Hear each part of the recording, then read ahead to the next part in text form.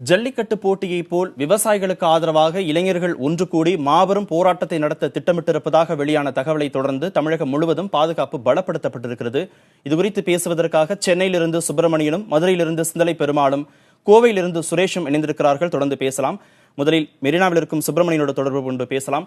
சுப்பிரமணி, மெரினாவில் 25 பேர் போராட்டம் நடத்த திட்டமிட்டிருப்பதாக செய்தி வெளியாகியிருந்தது. அதன் அடிப்படையில் அவர் கைது செய்யப்பட்டிருப்பதாக செய்தி வெளியாகிருக்கிறது.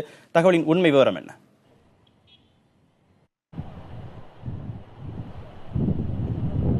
விவசாயிகளுக்கு ஆதரவாக சென்னை மெரினா கடற்கரையில் ஒன்று கூடி இளைஞர்கள் போராட்டம் நடத்துவதாக சமூக வலைதளங்களில் தகவல்கள் பரவியது. இதன் தொடர்ச்சியாக பாதுகாப்பு பலப்படுத்தப்பட்டிருக்கிறது. 200க்கும் மேற்பட்ட போலீசார் மெரினா கடற்கரை முழுவதுமாக பாதுகாப்பு பணியில் ஈடுபட்டுக் கொண்டிருக்கிறார்கள். உழைப்பாளர் சிலையிலிருந்து கலங்கரை விளக்கம் வரை அனைத்து பகுதிகளிலும் மெரினா கடற்கரையின் சர்வீஸ் சாலையில் இருக்கக்கூடிய பல பகுதிகளிலும் பாதுகாப்பு ஏற்பாடுகள் பலப்படுத்தப்பட்டிருக்கிறது. அங்கு ஆங்காங்கே ரோந்து வாகனங்கள் மெரினா கடற்கரை முழுவதுமாக பாதுகாப்பு பணியில் ஈடுபட்டுக் கொண்டிருக்கிறார்கள். தடையை மீறி மெரினா கடற்கரையில் போராட்டம் நடத்த வருபவர்களை கைது செய்யும் நடவடிக்கை எடுக்கப்படும் என்று காவல்துறையினர் ஏற்கனவே அறிவித்திருக்கிறார்கள். அதன் அடிப்படையில் இன்று காலையிலிருந்து தனித்தனியாக 25 பேர் மெரினா கடற்கரையில் தனித்தனியாக ஒன்று சேர்ந்து போராட்டத்தில் ஈடுபடுவதற்காக இங்கே வந்திருக்கிறார்கள். அவர்களை காவல்துறையினர் கண்டறிந்து அவர்களை கைது செய்திருக்கிறார்கள். அதே போல அவர்களை மெரினா காவல் நிலையத்திற்கு அழைத்து சென்று விசாரணைக்கு பிறகு 6 பேரை தற்போது விடுவித்திருக்கிறார்கள். மேலும் இருக்கக்கூடிய மற்றவர்களை காவல்துறை விசாரணை மேற்கொண்டு வருகிறார்கள். இது மட்டுமல்லாமல் இந்த போராட்டம் நடைபெறும் என்ற தகவல்கள் பரவி இருக்கக்கூடிய சூழ்நிலையில் இங்கு இருக்கக்கூடிய வியாபாரிகள் பெருமளவு பாதிக்கப்பட்டிருக்கிறார்கள். கிட்டத்தட்ட 4000க்கும் அதிகமான சிறு கடைகள் மெரினா கடற்கரையில் இருக்கிறது. இங்கு இருக்கக்கூடிய வியாபாரிகள் இந்த போராட்டம் காரணமாக காவல்துறையினர் அந்த கடைகளை மூட சொல்லியிருக்கிறார்கள். சட்டம் ஒழுங்கு பிரச்சனை ஏற்படாமல் இருப்பதற்காக இந்த கடைகளை மூட வேண்டும் என்ற காவல்துறையினர் அங்குள்ள கடை வியாபாரிகளும் தெரிவித்திருக்கிறார்கள். அதன் அடிப்படையில் இங்கு அனைத்து கடைகளும் இங்கே மூடி இருக்கிறது. நேற்றும் அனைத்து கடைகளும் மூடப்பட்டிருந்தது, இன்றும் மூடப்பட்டிருக்கிறது. எனவே 2 நாட்கள் தொடர்ந்து கடைகள் மூடப்பட்டிருக்கக்கூடிய சூழ்நிலையில் வியாபாரம் பெருமளவு பாதிக்கப்பட்டிருப்பதாக வியாபாரிகள் குற்றம் சாட்டியிருக்கிறார்கள். மெரினா கடற்கரை போராட்டம் நடத்துவதற்கான இடம் இல்லை என்ற ஒரு தகவலையும் அவர்கள் தெரிவித்திருக்கிறார்கள். காவல்துறை அனுமதி பெற்று வேறொரு இடத்தில் போராட்டம் நடத்தினால் நாங்கள் அவர்களுக்கு ஆதரவு தெரிவிப்போம் என்றும் வியாபாரிகள் தரப்பில் தெரிவிக்கப்பட்டிருக்கிறது. அதே போல சாதாரண உடையிலும் காவல்துறையினர் இந்த மெரினா கடற்கரை முழுவதுமாக ரோந்து சுற்றி கண்காணிப்பு பணியில் ஈடுபட்டுக் கொண்டிருக்கிறார்கள். கார்த்திகேயன், சுப்பிரமணிய இணைப்பில் இருங்க, நம்ம தொடர்ந்து பேசலாம். சிந்தலை பெருமாள், மதுரையில் எந்த இடத்தில் போராட்டம் நடத்த திட்டமிடப்பட்டிருந்தது? காவல்துறை தரப்பில் என்ன மாதிரியான ஏற்பாடுகளை செய்திருக்கிறார்கள்? கார்த்திகேயன், ஹைட்ரோ கார்பன் திட்டத்திற்கு எதிராகவும் அதே சமயம் விவசாயிகளுக்கான நிவாரணத்தை முழுமையாக வழங்க வேண்டும் என்று பல்வேறு போராட்டங்கள் நடந்து கொண்டிருக்கும் இந்த நிலையில் அதாவது ஜந்தர் மந்திரில் உள்ள விவசாயிகள் போராட்டத்திற்கு ஆதரவாக மதுரையில் பல்வேறு தரப்பினர், குறிப்பாக மாணவர்கள் உள்ளிட்ட பல்வேறு தரப்பினர் போராட்டத்தில் முயற்சியில் ஈடுபட்டார்கள். இதைத் தொடர்ந்து நேற்று தமுக்க மைதானத்தில் அதாவது மில்டன் மற்றும் பாக்கியராஜ் உள்ளிட்ட ஒரு 20க்கும் மேற்பட்டோர் அந்த போராட்டத்தில் ஈடுபட்டார்கள். அவ்வாறு அந்த போராட்டத்தில் ஈடுபட்ட அவர்களை காவல்துறையினர் கைது செய்தார்கள். கைது செய்து நேற்று இரவே அவர்கள் விடுவிக்கப்பட்டிருக்கிறார்கள். என்றாலும் கூட மீண்டும் இன்று காலையில் தெப்பக்குளத்திலே அவருடன் கூடிய ஒரு கூட்டமாக கூடி மீண்டும் அந்த போராட்டத்திற்கான ஒரு முயற்சி எடுப்பதற்கான ஒரு முயற்சியை ஈடுபட்டார்கள். அதையும் தவிர்க்கும் அளவிற்கு அவர்கள் அந்த போராட்டத்தை காவல்துறை உடனடியாக அவர்களை கைது செய்திருக்கிறார்கள். தற்போது அவர்கள் கைது செய்யப்பட்டவர்கள் கிட்டத்தட்ட 18 பேரை காவல்துறையினர் ஒரு திருமண மண்டபத்தில் வைத்திருக்கிறார்கள். தற்போது நாம் அங்குதான் இருக்கிறோம். அவருடைய உறவினர்கள் என்ன சொல்கிறார்கள் தற்போது அவர்களும் கேட்போம். இப்போ டெல்லியில இப்போ பாம்பு கறி உட்பட பல்வேறு கறிகளை சாப்பிட்டு போராட்டங்கள் நடத்திட்டு இருக்காங்க. இந்த நிலையில இப்ப அடைச்சு வச்சிருக்காங்க. அதை பத்தி என்ன தகவல் உங்களுக்கு தெரிய வந்திருக்குன்னு சொல்லுங்க.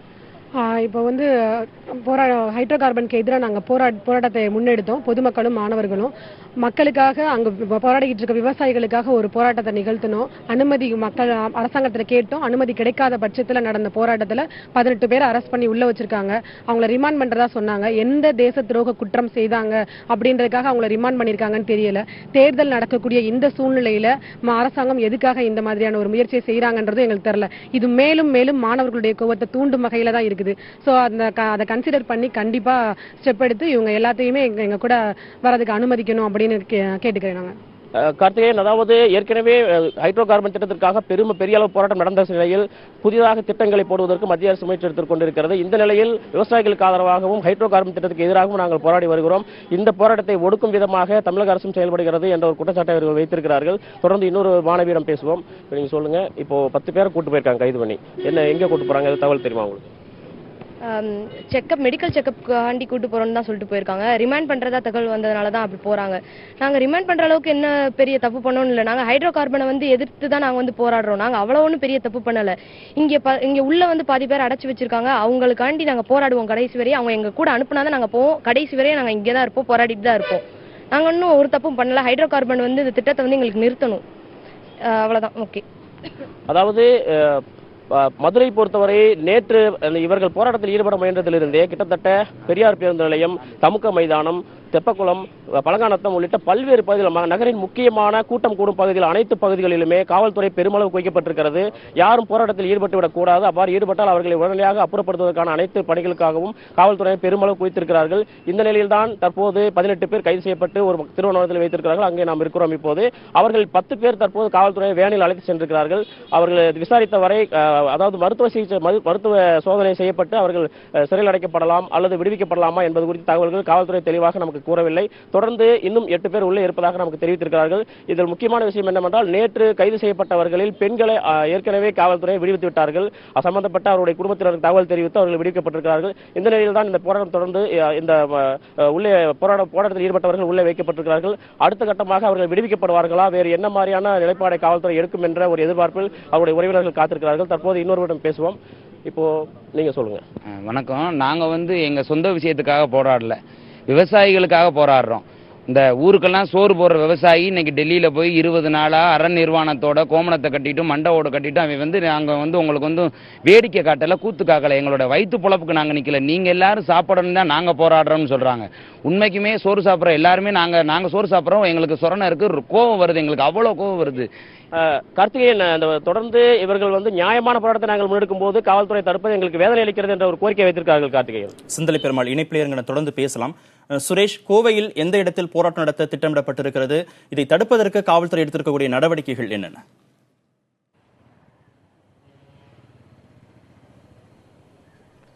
கார்த்திகேயன், ஜல்லிக்கட்டு போராட்டத்தின் போது நாடு முழுவதும் பரவலாக மிகப்பெரிய இளைஞர்கள் எழுச்சி ஏற்பட்டது. இந்த சூழ்நிலையில் அதன் ஒரு பகுதியாக கோவையிலும் ஜல்லிக்கட்டு போராட்டத்தின் போது ஒரு மாபெரும் எழுச்சி ஏற்பட்டது. மாணவர்கள், பொதுமக்கள், இளைஞர்கள் என்று ஒன்று திரண்டு அந்த ஜல்லிக்கட்டு போராட்டத்தை வெற்றிகரமாக நடத்தினர். இந்த நிலையில் டெல்லியில் 16வது நாளாக விவசாயிகள் போராடி வரும் நிலையில் அவர்களுக்கு ஆதரவாக மீண்டும் அது போன்ற ஒரு மிகப்பெரிய எழுச்சியை, போராட்டத்தை நடத்திட வேண்டும் என்று சமூக வலைதளங்களில் பரவலாக தகவல்கள் பரவி வந்தன. இந்த நிலையில் கோவை வஉசி மைதானத்தின் முன்பாக தான் நிற்கிறோம். முன்னெச்சரிக்கை நடவடிக்கையாக போலீசார் வஉசி மைதானத்தின் நுழைவாயில்களில் தடுப்புகளை வைத்து இப்ப பாதுகாப்பு பணியில் ஈடுபட்டு வராங்க. தற்சமயம் கோவை வஉசி மைதானத்திற்குள் யாரும் அனுமதிக்கப்படாமல் தடை செய்யப்பட்டிருக்கிறது. தற்பொழுது நாம் நேரலை கொடுத்துக் கொண்டிருக்கும் போதே இங்க இருக்கக்கூடிய இளைஞர்கள் இருவர் இந்த போராட்டத்தில் இங்க நடைபெறும் என்ற நம்பிக்கையிலும் இந்த போராட்டத்தில் ஈடுபடவும் இங்க வந்திருக்காங்க, நம்மகிட்ட சொன்னாங்க. இது குறித்து அவங்கள்ட்ட பேசலாம். இப்ப எதுக்காக இப்ப வஉசி மைதானத்துக்கு வந்திருக்கீங்க, அதை பத்தி கருத்து? சார், ஆல்ரெடி தடை செய்யப்பட்டு எல்லாரும் நாங்கள் ஒடுக்கப்பட்டு தான் இருக்கிறோம். ஒரு விவசாயம் ஒழுங்காக செய்ய முடியல. விவசாயம் தான் நம்ம நாட்டின் ஒரு வாழ்வாதாரம். இன்னைக்கு அதுவே உடைச்சிட்டாங்க. டெல்லியில் பார்த்தீங்கன்னா பாவமாக இருக்கிறது. எல்லாம் எலியை கடிச்சிட்டு ரோட்டில் உட்காந்து ஒரு அவல நிலை இன்றைக்கு ஏற்பட்டு விட்டது. இது என்றைக்குமே நீடிக்கக்கூடாது. முதல்ல வெள்ளக்காரன் காலத்தில் ஒரு போராட்டம் அப்படின்போது நம்ம உருவாக்கப்பட்டோம். இப்போது தமிழர்கள் நம்மளே முடக்கி இப்போ நாட்டின் சீரழிவை நோக்கி கொண்டிருக்கிறோம். விவசாயம் என்பது அடிப்படை ஒரு நம்மளோட சுதந்திரம், அதையும் நம்ம இழந்து கொண்டு இருக்கிறோம். நீ சாப்பிட்றதுக்கும் வழி இருக்காது. யாருமே இதை கண்டுக்கிறது இல்லை. எல்லாரும் பார்க்குறாங்க, அரசியல்வாதிகள் அவங்கவுங்க தேவைகளை பார்த்து போயிடறாங்க. தவிர பொது மக்களுக்கு என்ன செய்யணும், சாதாரண மக்களுக்கு என்ன செய்யணுங்கிற கருத்துக்கு யாருமே இப்போ காது கொடுத்து கேட்கறது இல்லை. தயவு செய்து இப்போ ஒரு 15 நாளுக்கு மேலே போராடி கொண்டு இருக்கிறார்கள் எல்லாருமே. இப்போ அரசு அதிகாரிகள் எல்லாத்துக்காக தான் நாங்களும் போராடுறோம். அதில் போலீஸ் இருக்கிறாங்க. தமிழர் என்பது எல்லாருமே ஒன்று தான். எல்லாத்தையும் வாழ வைத்த பூமி தான் தமிழர் பூமி.